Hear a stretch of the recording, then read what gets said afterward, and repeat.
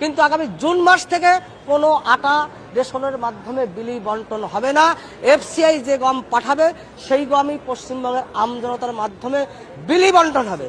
এবং আজকে আমি জানতে পারলাম যে 41 টাকা 67 পয়সা 1 কেজি চালের সহায়ক মূল্য রেট, গভর্নমেন্টের রেট। যে চালটা বাজারে দেওয়া হয় সে চালটা কিন্তু 41 টাকা 67 পয়সা চাল নয়। আমি আধিকারিকদের বলে আসছি, কোনো কথা নেই পশ্চিমবঙ্গের আমজনতার খাদ্যের সাথে কোনো কম্প্রোমাইজ নেই। দুটো দপ্তর আপনাকে দেওয়া হয়েছে, খাদ্য দপ্তর, সমবায় দপ্তর। আপনি ভিজিট করে আসুন। আর আটা নিয়ে যে দুর্নীতি চলছে, যে নিম্নমানের খাবার দেওয়া হচ্ছে, যে কোনো মূল্যে আটা বন্ধ করুন।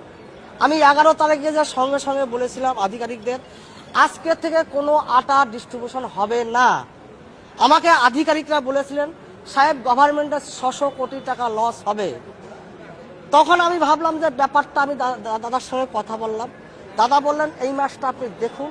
কিন্তু তার ভিতর দিয়ে একটা মেসেজ আমি দিয়ে এসেছি, গত 11 তারিখ পর্যন্ত যে গমটুকু ক্রাশিং করা হয়েছে, ভাঙানো হয়েছে, সেটা খাদ্য দপ্তরের পোর্টালে তোলা থাকে।